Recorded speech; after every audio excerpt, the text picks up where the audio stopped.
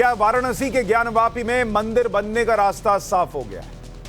क्योंकि आज वाराणसी की जिला अदालत ने बहुत बड़ा फैसला सुनाया। कोर्ट के फैसले से हिंदू पक्ष की बड़ी जीत बताई जा रही है और मुस्लिम पक्ष को करारा झटका लगा। कोर्ट ने फैसला सुनाते हुए कहा कि श्रृंगार गौरी में पूजा पर सुनवाई होगी। कोर्ट ने मुस्लिम पक्ष की मांग खारिज की। कोर्ट ने 1991 के प्लेसेस ऑफ वर्शिप एक्ट की दलील खारिज कर दी है। कोर्ट ने साफ साफ कहा कि ऑर्डर 7 रूल 11 लागू नहीं होगा। कोर्ट ने मुस्लिम पक्ष से जवाब मांगा है और अब मामले की सुनवाई 22 सितंबर को होगी। 22 सितंबर को कोर्ट श्रृंगार गौरी बाद की जवाबदेही दाखिल करने और ऑर्डर 1 रूल 10 में पक्षकार बनने के आवेदन पर सुनवाई करेगी। यानी यह साफ है कि कोर्ट के फैसले से हिंदू पक्ष के लिए एक बड़ी जीत हुई है और आगे का रास्ता साफ हुआ है। इस पर पहले कुछ बयान सुनिए, फिर पूरी बात बताऊंगा और आज की डिबेट। कोर्ट ने हमारे सारे आर्गुमेंट्स को मान लिया है। मुस्लिम पक्ष की एप्लीकेशन रिजेक्ट कर दी है। प्लेसेस ऑफ वर्शिप एक्ट की उनकी जो प्ली थी उसको खारिज कर दिया है।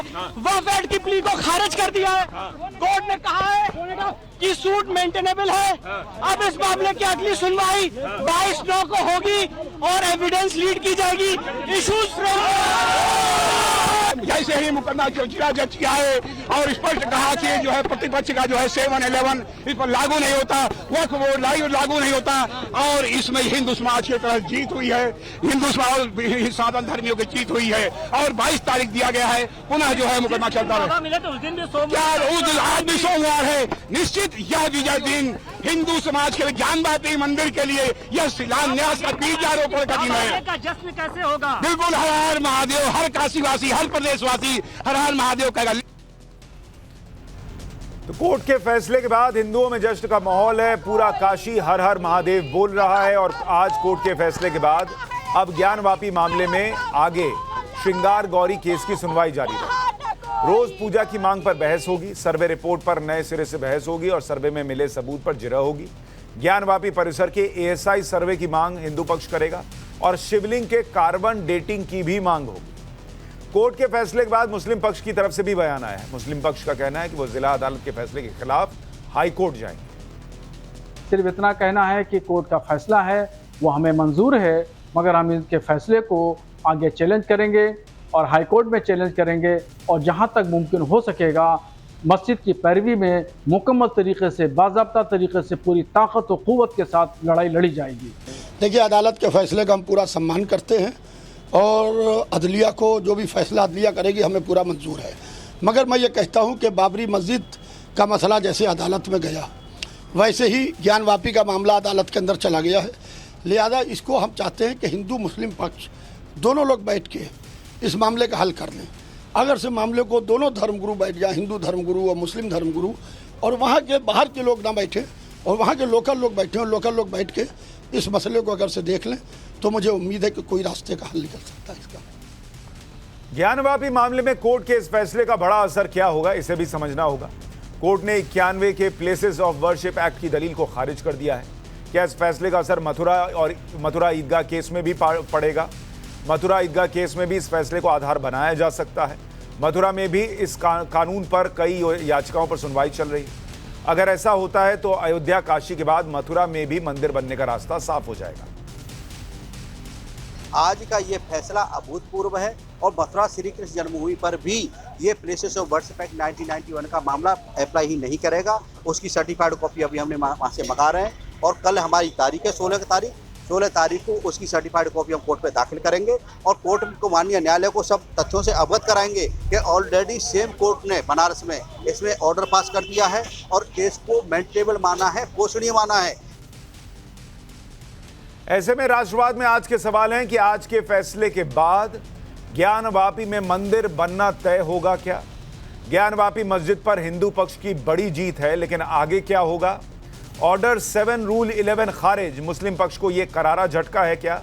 और वर्शिप एक्ट की दलील खारिज हुई तो कितने मंदिरों का जीर्णोद्धार होगा? चर्चा करने के लिए हमारे साथ वकील जुड़ रहे हैं, डॉक्टर रिजवान अहमद, स्वामी चक्रपाणी महाराज जुड़ रहे हैं हिंदू महासभा के, अतिकुर रहमान इस्लामिक स्कॉलर हमारे साथ जुड़ रहे हैं और मुफ्ती नदीमुद्दीन इस्लामिक स्कॉलर हमारे साथ जुड़ रहे हैं। आप सभी का बहुत बहुत स्वागत है। रिजवान भाई, चूंकि आप पैनल में वकील भी हैं और आप उन लोगों में से हैं जिन्होंने अपने वकालत के अनुभव से इस बात के बारे में कहा था कि पूरी संभावना है कि फैसला यही आएगा और मेंटेनेबिलिटी पर कोर्ट जो है वो रूल 711 को नहीं मानेगा, 91 के वर्शिप एक्ट को नहीं मानेगा। आपको ऐसा क्यों लग रहा था और आज के फैसले का मतलब क्या है?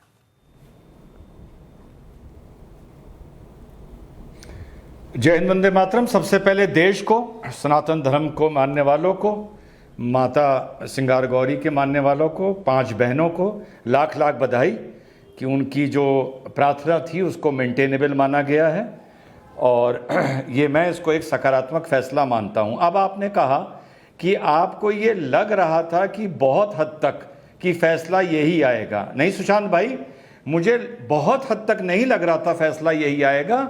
मुझे पूर्ण विश्वास था कि फैसला यही आएगा। मतलब 1% भी, आधा % भी मेरे मन में डाउट नहीं था ये इतने दिनों में जब मैं बोलता था कि ये ही फैसला आएगा। देखिए, एक लड़ाई होती है नैतिकता की अनैतिकता से, यहां पर लड़ाई हो रही है नैतिकता की मूर्खता से, जिसको उर्दू में जाहिलता बोला जाता है, अंग्रेजी में इग्नोरेंस बोला जाता है। माता सिंगार गौरी का मतलब उनके मुद्दे से लेकर 1991 का एक्ट दूर दूर तक इसको अफेक्ट नहीं करता है। पर बदकिस्मती से खास तौर से टीवी पे आने वाले प्रवक्ताओं को और हमारे अधिवक्ताओं को जो मुस्लिम पक्ष को, मस्जिद पक्ष को रखते हैं, उन्होंने 1991 एक्ट को तोते की तरह रट लिया है और हर जगह ये बोलने लगते हैं। अभी कर्नाटका में ईदगाह ग्राउंड का मुद्दा जब आया कि 3 दिन की अस्थायी गणेश जी की मूर्ति वहां पर रख दी जाए, स्थापित कर दी जाए 3 दिन के लिए, तो उसमें भी कहने लगे 1991 एक्ट का उल्लंघन हो रहा है।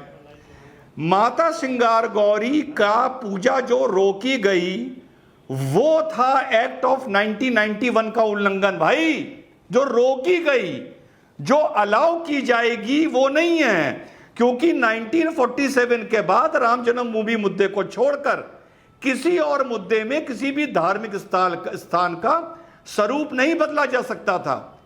लेकिन माता सिंगार गौरी के मंदिर का स्वरूप बेचारे हिंदुओं के लिए 1993 में बदल दिया गया। और स्वरूप बदलने का मतलब केवल यह नहीं होता कि वहां से मंदिर हटा के वहां मस्जिद बना दो। अगर किसी हिंदू को किसी देवी देवता के पे तुम माथा नहीं टेकने दोगे, पूजा नहीं करने दोगे, तो वो भी स्वरूप बदलना होगा।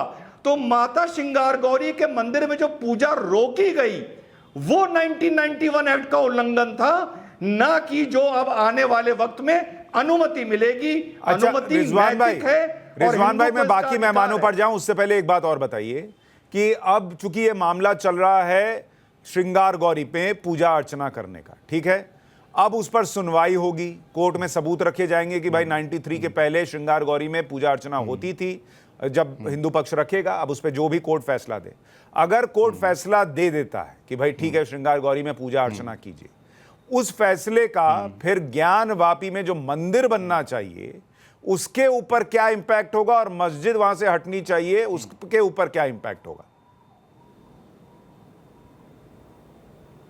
देखिए, 2 पहलू हैं। बतौर सामाजिक वक्ता इसका बहुत बड़ा इंपैक्ट होगा। अब बात पकड़िएगा, बतौर सामाजिक वक्ता इसका बहुत बड़ा इंपैक्ट होगा। जो मंदिर पक्ष है उसका जो मनोबल है, मनोबल आसमान चूमेगा, उसे लगेगा नैतिकता की एक लड़ाई जीते हैं। सिंगार गौरी, माता सिंगार गौरी की पूजा एक तरह से ज्ञानवापी मंदिर का शिलान्यास है, लेकिन कानूनी दृष्टि से ये दोनों बिल्कुल अलग अलग चीजें हैं। इन दोनों को आपस में मिलाया नहीं जा सकता। एक बार पुनः अपनी ये बात दोहरा दूं। ठीक है, आतिकुर रहमान साहब, आज जो फैसला आया उसके लिए मुस्लिम पक्ष का कहना है कि वो ऊपरी अदालत में जाएंगे और अभी यहीं नहीं रुकेंगे। क्या ये फैसला मुस्लिम पक्ष के लिए झटका है और क्या अगर ये निचली अदालत से फैसला आया तो इसको बातचीत से हल करना एक रास्ता हो सकता है या ऊपरी अदालत में उनको जाना चाहिए?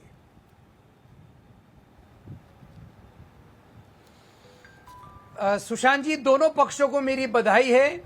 बधाई इसलिए है कि ये मामला कोर्ट में चल रहा है, न्यायालय में चल रहा है, कॉन्स्टिट्यूशन की देखरेख में चल रहा है और डेमोक्रेसी का जो एक बहुत स्ट्रांग पिलर है जुडिशरी, इसकी देखरेख में दोनों पार्टीज अपने अपने पक्षों को सामने रख रही हैं। आपका सवाल यह है कि क्या ऊपरी अदालत में उनको जाना चाहिए जो सेटिस्फाइड नहीं है? वो भी एक डेमोक्रेसी का हिस्सा है। अगर पार्टी सेटिस्फाइड नहीं है तो वो अपील कर सकती हैं, हाई कोर्ट में कर सकती हैं, सुप्रीम कोर्ट तक जा सकती हैं, क्योंकि अगर अधूरा इसको छोड़ दिया गया तो कहीं ना कहीं एक कलेश रह जाता है कि भाई ये चीज अपने सही अंजाम तक ना पहुंची। जिस तरह के अयोध्या का जजमेंट सुप्रीम कोर्ट तक पहुंचने के बाद में एक बहुत ही साफ सुथरा फैसला आया, अब उसके ऊपर कोई उंगली नहीं उठाई जा सकती। यही अंजाम इसका भी हो तो बेहतर होगा। उससे बेहतर ये मामला है, मैं ये समझता हूं, क्योंकि पॉलिटिकल साइंस का लेक्चरर हूं मैं, कि कोर्ट्स ऑलरेडी हमारी ओवरबर्डन्ड है। Out of the court settlement अगर हो जाए तो बहुत अच्छी बात हो। Out of the court settlement से पहले, क्योंकि हमारा डेमोक्रेसी का टेम्पल पार्लियामेंट है, पार्लियामेंट और स्टेट लेजिस्लेचर्स इन मुद्दों को आपसी दोनों बड़े समुदायों को मिलाकर अगर कर लें और बेहतर है, सोने पे सुहागा है, बजाय इसके कि हम कोर्ट्स का कीमती वक्त जाया करें। ठीक है चक्रपाणी महाराज, आपके हिसाब से स्वामी चक्रपाणी जी, कि क्या ये बाहर सेटलमेंट हो सकता है और ये हिंदू पक्ष की जीत है, इससे ज्ञानवापी में मंदिर बनने का भी रास्ता साफ होगा? या जैसा रिजवान अहमद कह रहे हैं कि भाई ये तो अभी श्रृंगार गौरी में पूजा अर्चना की इजाजत मिलेगी या नहीं, और उसको लेकर सुनवाई जो है वो आगे बढ़ेगी, बस उतना भर है, मंदिर बन जाएगा या नहीं इसकी कोई गारंटी अभी नहीं है? देखिए सुशांत जी, मैं चूंकि राम मंदिर में भी जो राम मंदिर का जो केस था उसमें भी मैं पक्षकार रहा हूं, मैं जानता हूं। देखिए बातचीत तो हमेशा होते रहना चाहिए, लेकिन बातचीत का हमें लगता है कि कोर्ट से जो होगा वही हो। और ये लड़ाई हिंदू मुस्लिम की नहीं है। मैं जो देखता हूं ये लड़ाई बीएससी आक्रांता वर्सेस जो है भारतीयता की लड़ाई है। इसमें किसी भी मुस्लिम पक्षकारों को अपनी हार और जीत के रूप में नहीं देखना चाहिए। जीत देश की जीत है और आज का निर्णय 1/6 इस बात पे हुआ है कि इस बात को जो 1998 को लेकर के रोड़ा लगाने का काम किया जा रहा था, वो रोड़ा को माननीय कोर्ट ने खारिज कर दिया है और कहा है कि नहीं, इस पे सुनवाई होगी। आप कह रहे हैं ये मुस्लिम आक्रांता वर्सेस भारतीयता की लड़ाई है सर, आप कह रहे हैं ये मुस्लिम आक्रांता वर्सेस भारतीयता की लड़ाई और मुस्लिम पक्ष को इसमें अपनी हार नहीं देखनी चाहिए। लेकिन जो अगर आपने यही दो डिवाइड तय किए कि एक तरफ भारतीयता है, दूसरी तरफ मुस्लिम आक्रांता है, तो जो मुस्लिम आक्रांता को सपोर्ट कर रहे हैं और वहां उनको रिप्रेजेंट कर रहे हैं वो तो हार ही महसूस करेंगे, वो कैसे जीत महसूस कर लेंगे?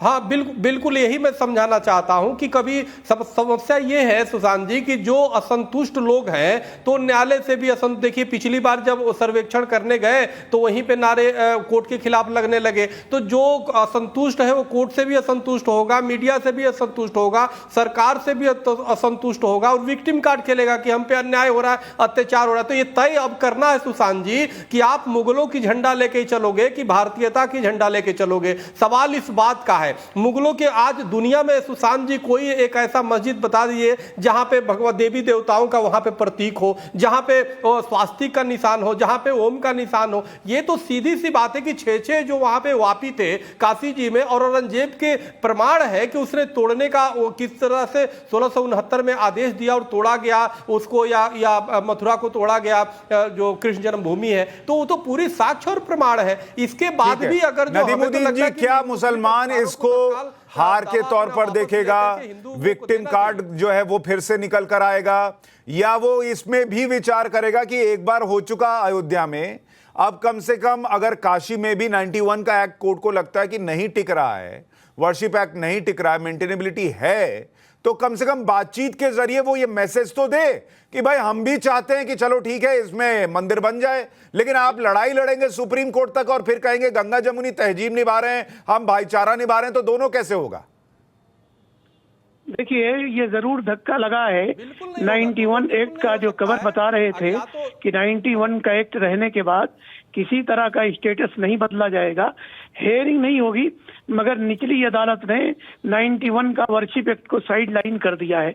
अब वो तैयार हो गई है कि श्रृंगार गौरी पर पूजा का परमिशन देना है नहीं देना अदालत तय करेगी, मगर 91 से पहले वहां पूजा हो रहा था, श्रृंगार गौरी पर पूजा हो रहा था, वो क्यों रोका गया ये भी समझ से बाहर है। मगर मैं अब मुसलमानों से कहना चाहता हूं कि बातचीत के जरिए मसले को हल करें, बातचीत के जरिए हल करें। काशी एक ज्ञान की नगरी है, ध्यान की नगरी है, दुनिया भर के सबसे बड़े इंटेलेक्चुअल विद्वान काशी में रहते हैं।